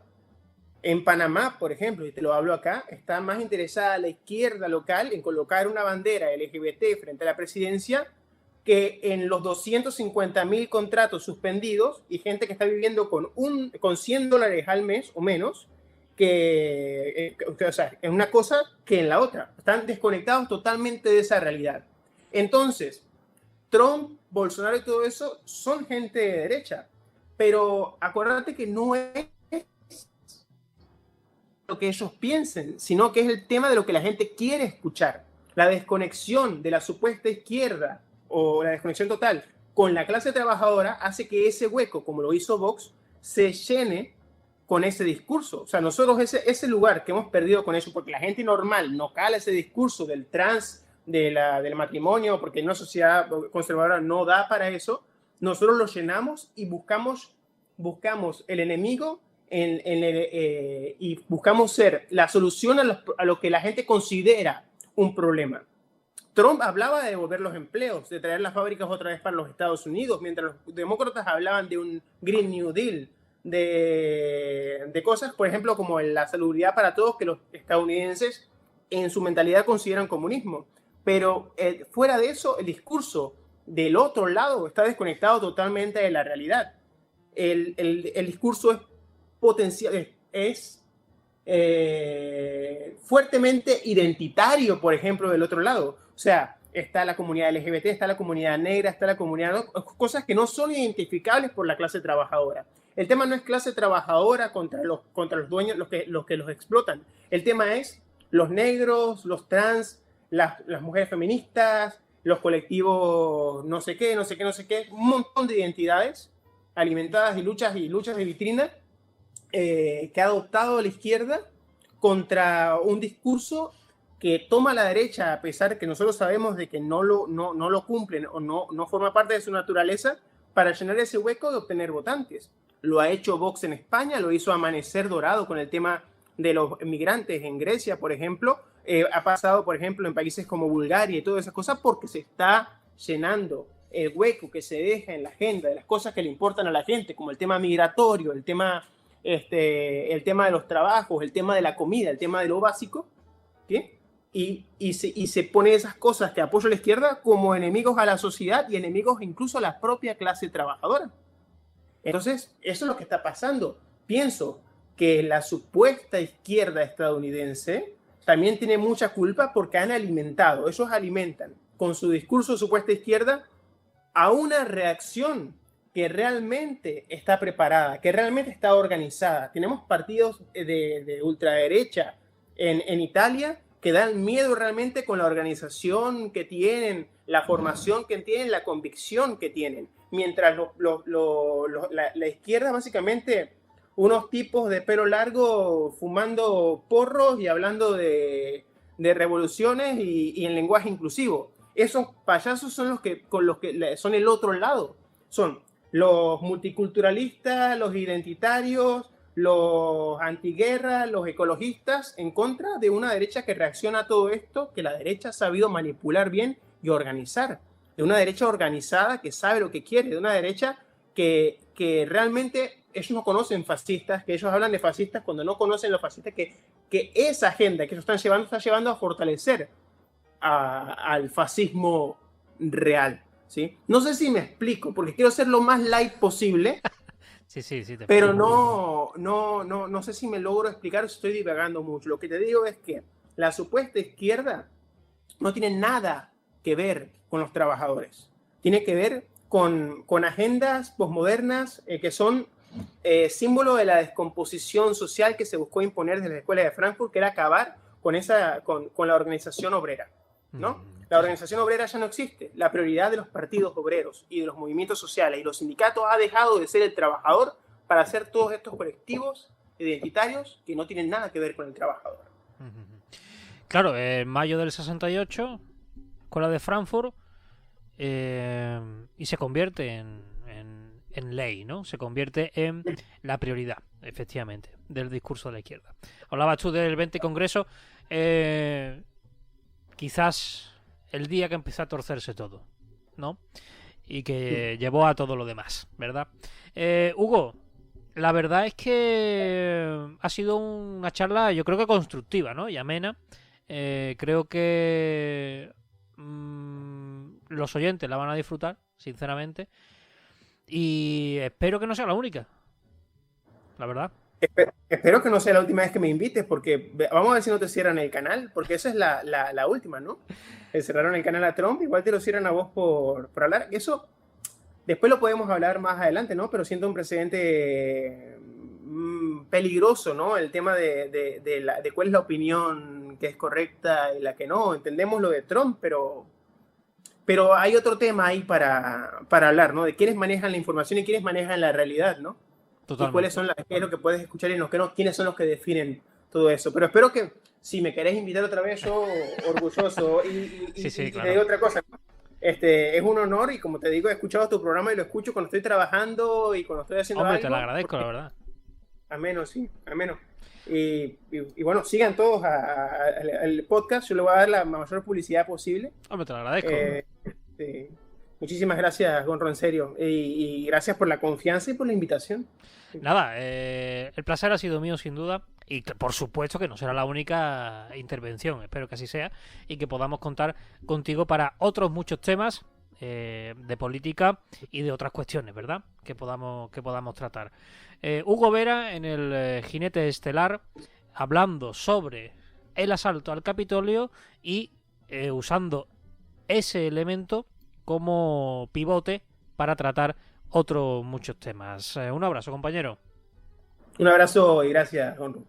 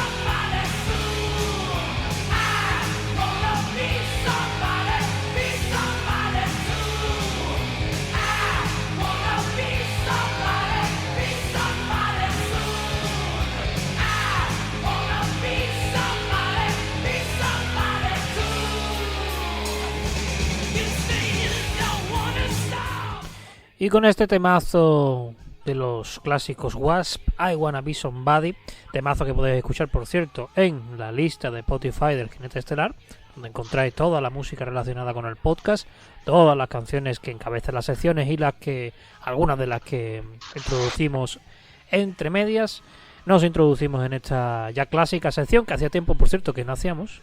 Aunque Sergio, buenas noches. Buenas noches.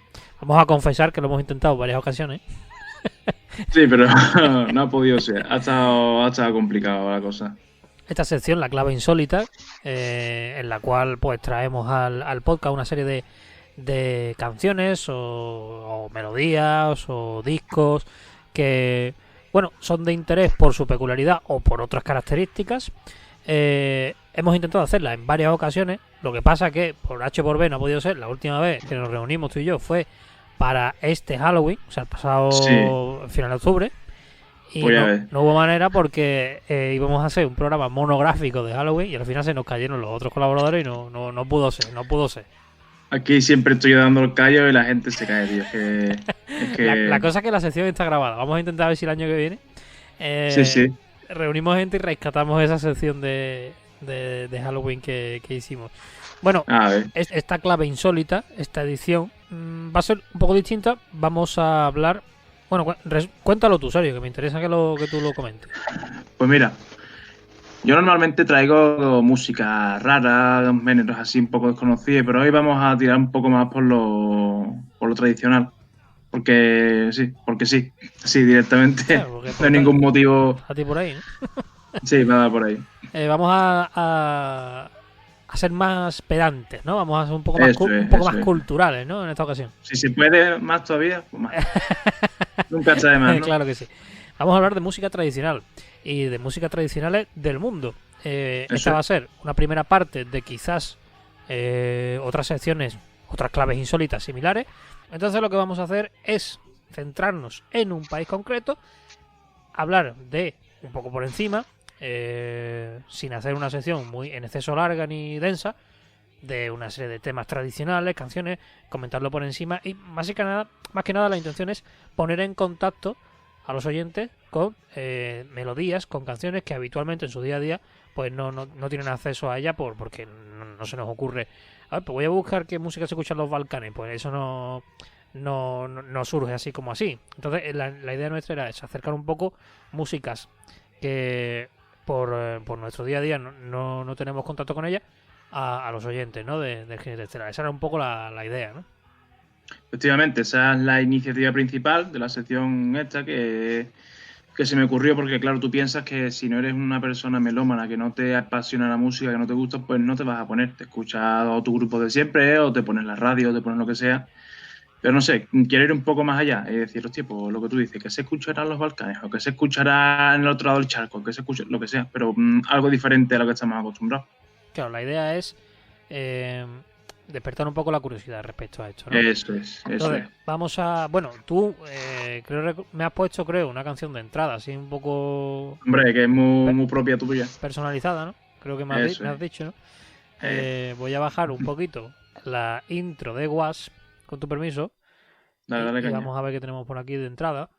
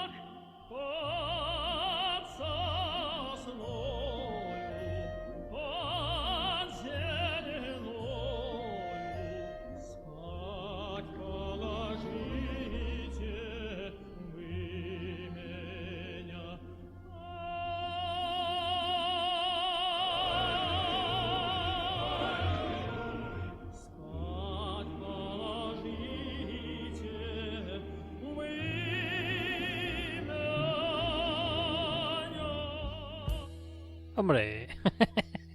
La sonrisilla te delata. Serio que es una persona infame. De hecho, a este comunista rojo devora bebés le voy a poner algo que suene a Efectivamente, tío. vodka y... Claro, claro. ¿Dónde tienes tú, Shanka, tío? Póntelo ya. Hombre, esto, cuéntanos un poco, Sergio. Pues mira, esta canción, o bueno, llamámosle canción, ¿sí? Se llama Kalinka, El Kalinka, ¿vale? clásico. Sí. Y el Kalinka básicamente es una canción dedicada a un, bueno, sí, un árbol, no, bueno, un arbusto, digámoslo, que son de bayas de nieve, que son tradicionales por los países también, sí, del norte de Europa y tal, que les gustan mucho los frutos rojos y tal, y básicamente se lo dedica a eso. Una canción dedicada al árbol, si quieres te lo leo en latín, pero me puedo morir. ¿Cómo es? Viburnum opulus, bayas de nieve. Tú solo te has metido en este berenjenal, ¿eh? Yo solo. Bueno, Siempre, esto es un tema me encanta. ruso que curiosamente esto no tiene nada que ver. Esto ha sido un para abrir boca, ¿no? Porque esto no es Eso. no es la música tradicional del país concreto que vamos a tratar hoy, pero Claro. sí ha sido como un guiño a, oye, vamos a hacer esta sección de música tradicional. Lo curioso que tú me comentabas antes de Sí. empezar a grabar es que esto es una canción compuesta por un folclorista ruso. Sí, es bastante nueva, ¿verdad? Es del 1860. Claro, Tampoco es tan vieja. claro que es forma parte del folclore, pero a posteriori, porque es una canción del siglo XIX, que no es una cosa Efectivamente. muy añeja, ¿no? Pero No, bueno, no, es como para nada. algo que se ha convertido a pesar, una canción precisamente de un folclorista que se ha convertido en folclore propiamente de los rusos, ¿no? Claro, porque es que al parecer les encantó la canción en su momento y claro, la quisieron adaptar. Claro. Bueno, esta ha sido un poco una intro que ha querido hacer este muchacho con el tema de la música folclórica y la música tradicional de un país en concreto. Ahora vamos a aproximarnos sonoramente, que no geográficamente, pero sí en sonoridad, con otro tema, y luego ya vamos a profundizar más a lo que venimos en concreto de ese país, si te parece. Venga. Vamos a escuchar un pequeño Vale. fragmento más de otro temita. A ver qué salta por aquí. Vamos a ello.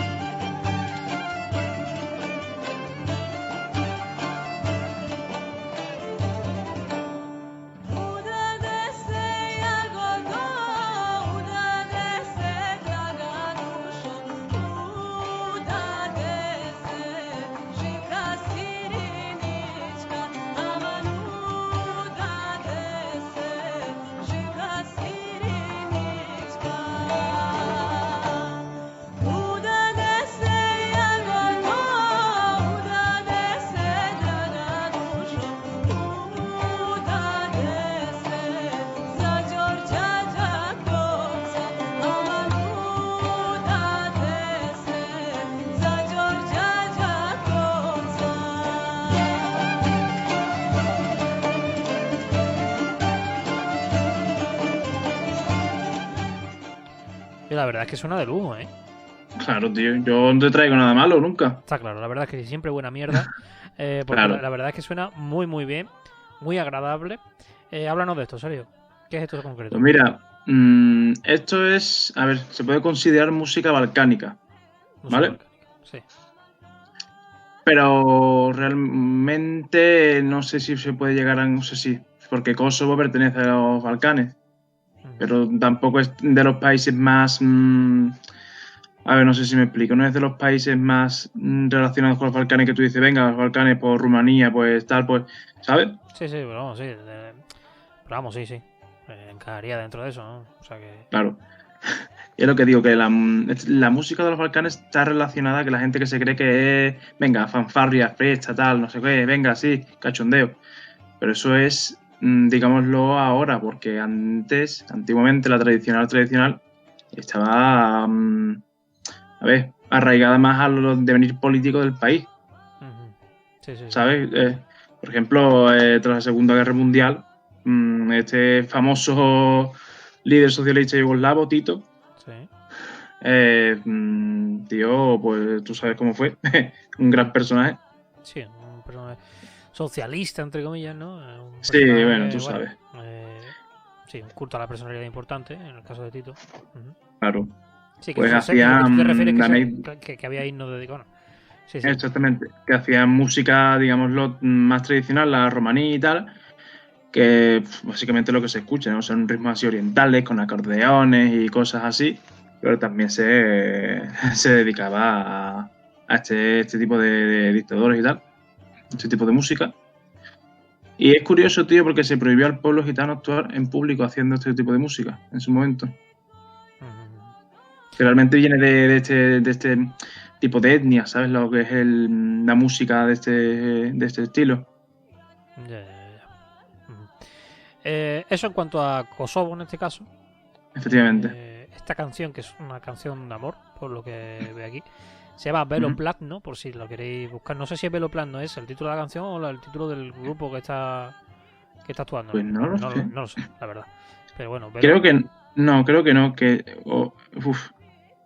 lo voy a pronunciar, ¿vale? Pero sí, creo que la canción es la otra, ¿no? Sería en este caso Udado Secipka Sirinica o algo así, por el estilo. Sí, tú sabes que el idioma que hablen allí sí, no lo domino demasiado. Vamos a pasar al siguiente temita, a ver qué nos encontramos. Oh, bella galo,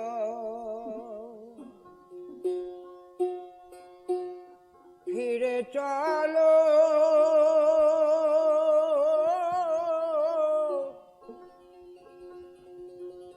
আপনার দেশে।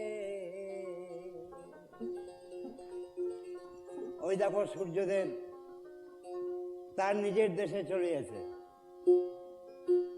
আজ অস্তপাটে চলল। ওরে করলি কত রঙের খেলা,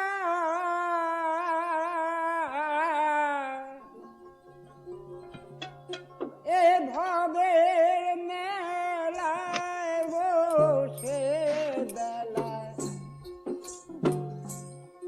বেলা গেল, ও বেলা গেল, ফিরে চলো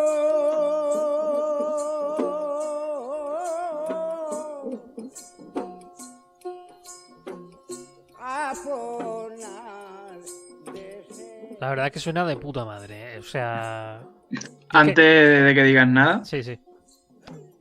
¿a qué te recuerda cómo canta este hombre? ¿Cómo canta? O sea... El estilo, la forma de los quejíos que hace y todo ese rollo. Hombre, tiene un vibrato muy flamenco, pero... Eso es. Sí, es que, a ver, si hablamos de a qué te recuerda, de cuestiones cercanas a nosotros, a eso, lo único que se me ocurre. Pero es que es curioso, porque no sé si la gente lo sabrá, que lo que es el pueblo gitano, digámoslo así, sí, claro, viene de la India. De la India, efectivamente. Sí. La bandera de ellos es la rueda de carro, tanto la de los hindú como la de los gitanos es de la rueda de carro, y que no te extraña a ti que esa herencia musical que tienen los gitanos con el cante flamenco y tal, la traigan también de aquí. Que no me extrañaría nada. Nada. Vamos. Yo creo que el flamenco es una mezcla precisamente de... A ver, esto evidentemente nosotros somos legos totalmente, ¿no? Sí. Hablamos por impulso y por emociones, ¿no? Lo que nos transmiten las melodías, etcétera. Entonces, claro, evidentemente. Cualquiera que sepa un poco más, pues nos podrá corregir. Pero yo eso espero. Claro, esa es la idea, ¿no? Participad, por favor, ¿eh? Si decimos cualquier burrada, decídnoslo y ya está, no pasa nada. Sí. La cuestión es que a mí me recuerda a... ¿Qué es eso, Sergio? Que suena ahí, por favor. Eso... unos animales que tengo yo aquí en casa que son muy agradables y gritan un poco de vez en cuando. Las chinchillas, ¿no? Tienes chinchillas por ahí correteando alrededor tuyo, ¿no? Bueno, alrededor mía no, porque si no se lo estarían comiendo todo. Bueno, a lo que estaba diciendo, que...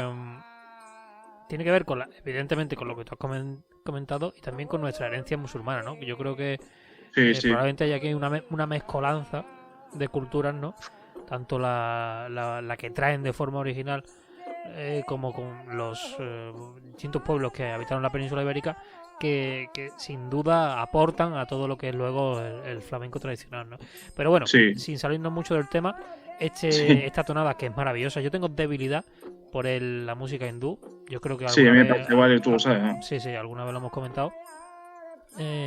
Y de eso vamos a hablar precisamente, vamos a centrar más esta sección de La Clave Insólita, esta edición especial de músicas tradicionales del mundo de la India, ¿no? Porque he visto que has hecho una especie de recopilación de ciertos temas y nos vas a hablar un poco, ¿no? ¿Qué es esto? Sería exactamente, sería. Pues a ver, dentro de lo que es la música folclórica de la India, existen pues 1, 2, lo tengo aquí, 3, 6 tipos. Lo que pasa que, claro, esta es la más tradicional y ya la que es un poco más moderna. Empezamos por el Bauls, que es lo que estamos escuchando. Esto se llama baul. Bauls, con ese al final. Ujú. Son originales de Bengala, Ajá. ¿vale? Son músicos del siglo XVII que tocan la música esta, que se llama Vishnuista, que está influenciada por el sufismo, el budismo y todo este tipo de religión. Claro, porque Son una sí. música, entiendo, muy ligada a la espiritualidad, ¿no? Claro, claro, claro. Y son, te digo, este tipo de personas que hacen esta música más tradicional suelen ser cantantes, poetas, son itinerantes, ¿vale? Ujú. Y reflexionan, tú sabes, sobre lo infinito, el contexto cotidiano del trabajo, del amor y toda esta historia. O sea que Se sería profundizan en eso, una sí. música popular en este caso, pero imbuida por la espiritualidad, ¿no? Que es una cosa que, Efectivamente. por otra parte, imbuye a todos los aspectos vitales del país, ¿no? Especialmente los más tradicionales, como no puede ser de otra manera, ¿verdad? Hombre, claro, por supuesto. La verdad es que suena muy bien. A mí es que yo tengo debilidad por los sonidos que se producen en esta zona del mundo, las Pues sí. melodías, y tiene unas peculiaridades muy concretas, unos sonidos muy... porque ellos creo que funcionan con escalas distintas y entonces pues tienen una personalidad muy marcada, ¿no? Los sonidos Claro, y también el tema de la afinación de los instrumentos y tal es diferente. Claro, a lo que me refiero es eso, que al tener unas afinaciones, una serie de escalas concretas, pues tienen al final lo que resulta es que sea muy reconocible rápidamente. Claro, y también ten en cuenta que te puede sonar a ti, te puede gustar más por el tema de que te resulta muy exótico, que es una cosa que culturalmente tú no estás acostumbrado a escuchar. Claro, evidentemente te transporta, ¿no? Un poco, ¿no? Si hablamos Efectivamente. en concreto, ¿no? O sea que estos serían los bauls, ese tipo Bauls. de género, ¿no? Dentro de lo que es la música tradicional hindú, que Sí. Bueno, realmente son una orden de músicos, ¿vale? Que son del siglo XVII, como te he dicho antes. Sí. Y no, o sea, creo que más que estilo de música es la gente que lo toca. Los bauls serían entonces, ¿no? Como una especie de trovadores populares hindúes que tienen esta peculiaridad. Efectivamente. Muy interesante, la verdad. Pues sí. Vamos a pasar al siguiente sin alejarnos mucho de la órbita de la India y vamos a ver qué tenemos por aquí.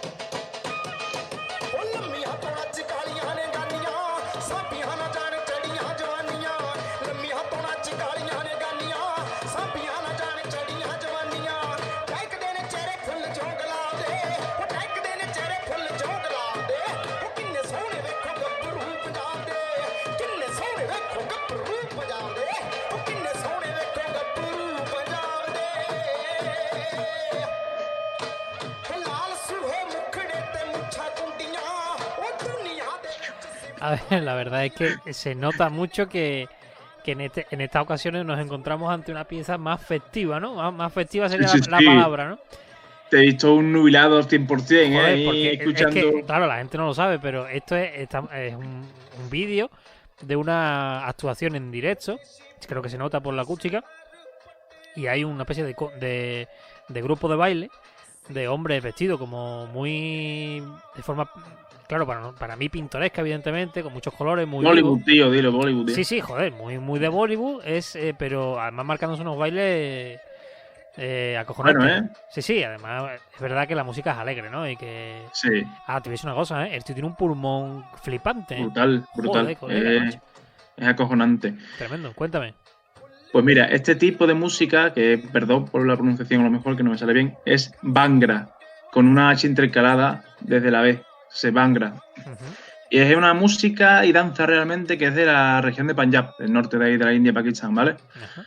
Y es el resultado, a ver, que es una mezcla entre distintos bailes antiguos de la región, así surgiendo todo lo que has visto tú en el vídeo, que es un baile así más estructurado.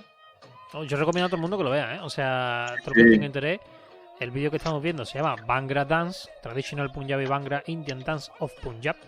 Y pues ni tan mal, tío, ahí pues, de puta madre, ¿sabes? Se lo toman fantástico. Pues sí. Más es muy curioso, tío, porque como en otras muchas culturas y regiones y tal, es una fiesta de estaciones, estacionarias, ¿sabes? Claro. Que se populariza porque para celebrar la llegada de la primavera. Que es Entonces una cosa, cosechaba una especie de cáñamo y de ahí le dio el nombre, que se llama Bang. una especie de cáñamo, que Sí. imagino que... Una especie de cáñamo que se llama Bang, o sea, BHANG. Que Y de recolecta, ahí viene ¿no? de Bhangra. O sea, muy interesante, la verdad. Es verdad que hay muchas, tanto festividades como músicas que se generan alrededor de esa festividad, evidentemente, que tienen que ver con, Claro. con los solsticios y todo este tipo de cuestiones, ¿no? Que era un poco también lo que íbamos a tratar en aquella vez en el tema de Halloween y eso, pero bueno, Sí. ya lo haremos. Oye, muy interesante, ¿eh? Me ha gustado, la verdad es que te da picorcito, ¿eh? Te da un poco de ganas Sí, de... queda ahí picantón. Sí, de levantarte, ¿no? La verdad que está guay. Y los tíos se marcan un baile. La verdad es que. ¿Sabes lo que pasa? Son unos Que están bailando con una sonrisa luminosa que Sí. es contagiosa, ¿no? Los tíos se ven bailando tan alegres que se contagia. Y además Hombre. es muy colorido. La verdad es que sí. Muy El baile. festivo, la verdad. Total, lo recomiendo 100%, tanto este como el anterior. Son, evidentemente, hay un contraste muy grande entre los dos, pero la verdad es que los dos son la hostia.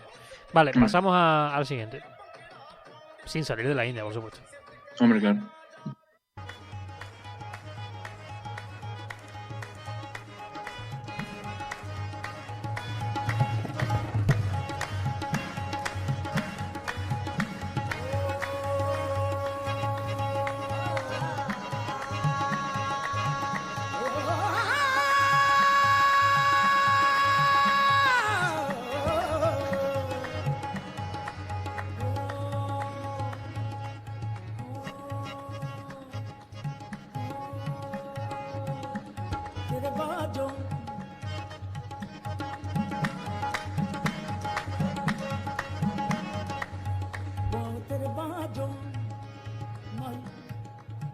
ਮਾਈ ਵੇ ਤੇਰੇ ਬਾਜੂ ਉਹ ਦਿਲ ਦੀਆਂ ਮਹਿਰਮ ਵੇ ਤੇਰੇ ਬਾਜੂ ਉਹ ਦਿਲ ਦੀਆਂ ਮਹਿਰਮ ਵੇ ਤੇਰੇ ਬਾਜੂ ਉਹ ਦਿਲ ਦੀਆਂ ਮਹਿਰਮ ਵੇ ਤੇਰੇ ਬਾਜੂ ਉਹ ਦਿਲ ਦੀਆਂ ਮਹਿਰਮ ਵੇ ਸਾਡਾ ਜੂਣਾ ਕੀੜੀ ਚੱਜਦਾ ਜੀ ਤੇਰੇ ਬਾਜੂ ਉਹ ਦਿਲ ਦੀਆਂ ਮਹਿਰਮ ਵੇ ਸਾਡਾ ਜੂਣਾ ਕੀੜੀ ਚੱਜਦਾ ਜੀ ਮੇਰੇ ਲੂਣੂ ਵਿੱਚ ਮੇਰੀ ਨਸ ਨਸ ਵਿੱਚ तेरी याद दा तू बावजदा ही अखियां उड़ीकदियां दिल वज मारदा अखियां उड़ीकदियां दिल वज मारदा ओ अखियां उड़ीकदियां आ जा परदेसिया वास्ता ही प्यार दा आ जा अखियां उड़ीकदियां सजना तैनू अखियां उड़ीकदियां सजना तैनू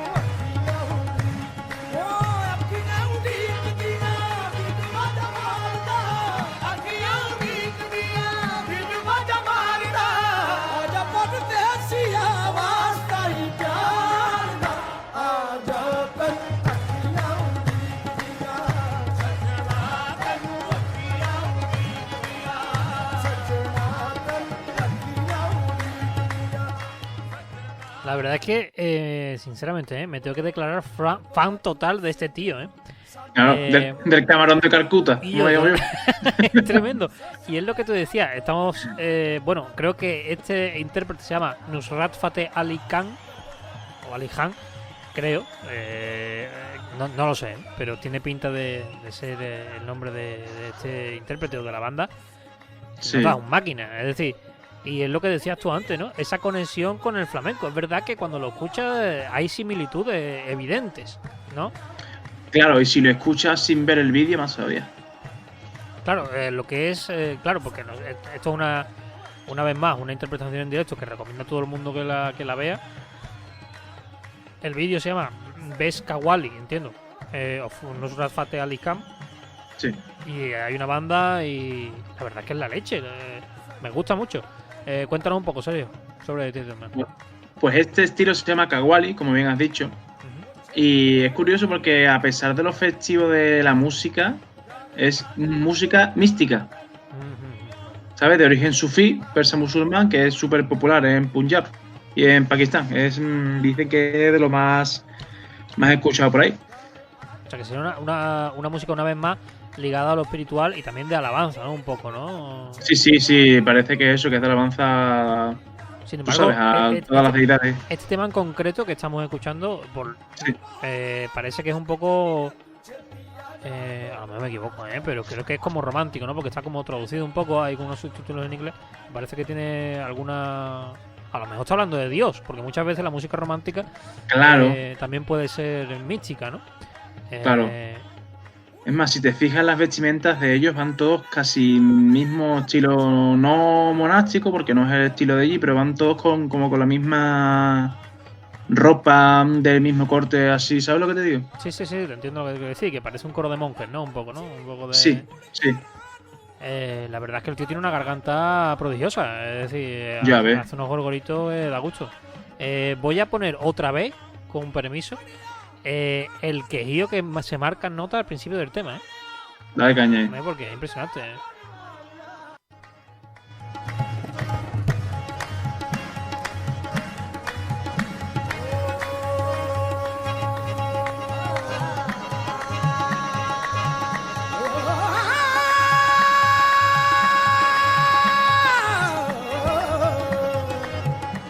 Ahí está. Qué tío más grande que yo. Camarón de Calcuta, como te he dicho. Nusrat Fateh. Ahí está el tío, Ali Khan, creo que es el nombre del intérprete. Una maravilla, ¿eh? El tipo ahí sentado. Sí, Además súper está bueno, cantando tío. sentado, tanto sentado. Y está el tío cantando sentado. O sea, pero sentado en el suelo. O sea, no sentado Claro, en una claro, silla. que por ese tipo de por la India, por Turquía, por sitios así de este rollo, es muy típico. El cante sentado en el suelo. Y, vamos, es como aquí el tabla flamenco que está Sí, claro. el bailador, la bailadora bailando y está el tío sentado con la guitarra al lado. Eso es. No, y los músicos también son geniales, ¿eh? Mucha percusión. Sí. Eh, Que la música hindú es muy percutiva, tío. Muchísimo. Pero además tienen es como una especie de acordeón. O sea, es un instrumento que me gustaría que bueno, se arrojase luz en este tema, ¿no? Que llevo un poco, porque no sé si el tío tiene un torrente tan grande que no sé si me está comiendo la voz. Tiene como una especie de acordeón, pero es como un libro, ¿no? Que se abre y se cierra, Ujú. una cosa así. Y además, pues, de percusión. Muy interesante el instrumento, la verdad. La verdad que sí. Me ha encantado este tema. Me está gustando todo mucho, la verdad. Me alegro, hombre. Vamos a pasar al siguiente. A ver qué tenemos por aquí. Sin salir de la India una vez más, ¿eh?